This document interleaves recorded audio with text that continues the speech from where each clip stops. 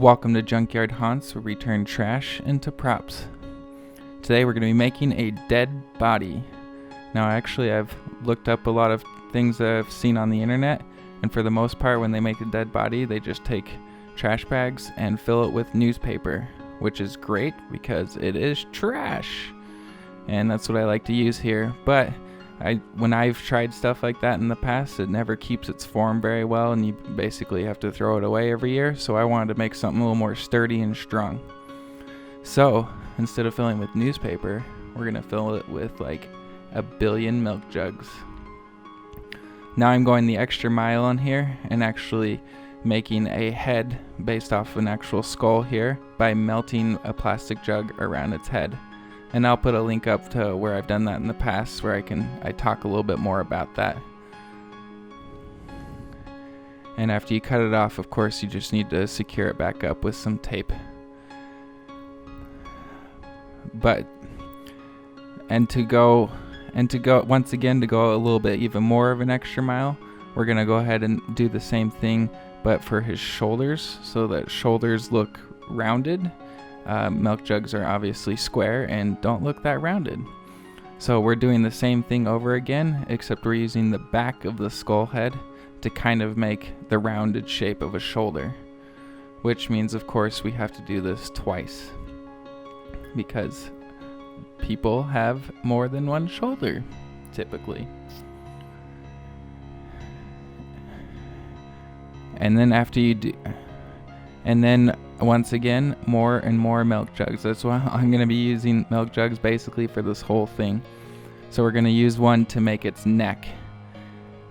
Now I originally started making this prop.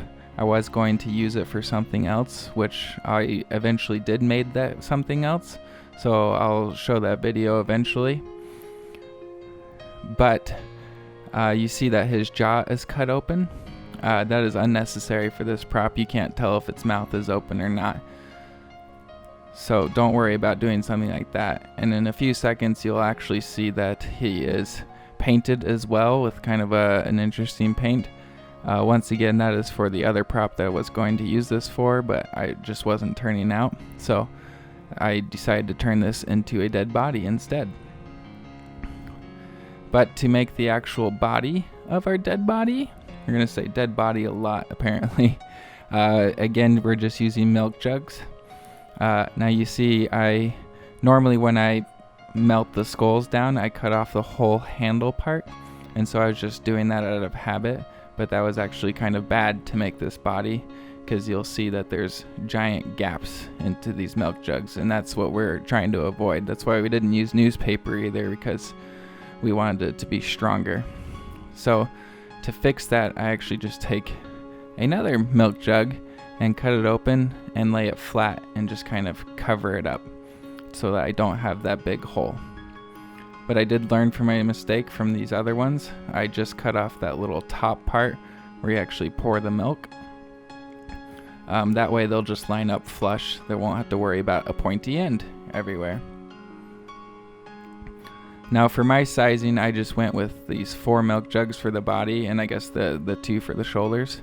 That was a little short for an actual person. So if you want to do yours that way, I think it still looks good, but you may want to add more milk jugs than what I did. And for the feet, you once again just cut the handle out of the actual milk jug part. And then if you just line up that new hole part that you've made, it actually goes at an angle, so it looks like his feet are pointed upwards, because feet don't point down or point when you're dead, so they just relax. And of course, as you can tell, we are using a ton of tape for this. And you just tape it on, make sure it's super secure. But after you get that all done, then we're gonna go ahead and put the trash bags on it, just like the normal ones you see, but they're just filled with newspaper. So there's not much difference there. But we are going to tie it up to make it kind of look a little bit nicer. So for that, make sure that your trash bag is pulled super tight around the parts that it needs to be, so that there's no baggy ends.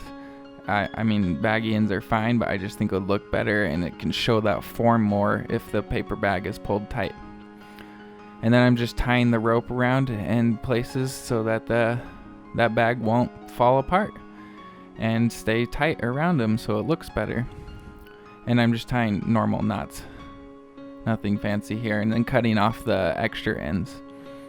And to add one more step that I think makes it look even better and nicer is I'm just going to add a rope that goes the length of it, goes from his neck down to his feet. And I'm doing that for both the front and the back. And I think that just ties the bag together better and just all in all just makes it look nicer. Not necessary.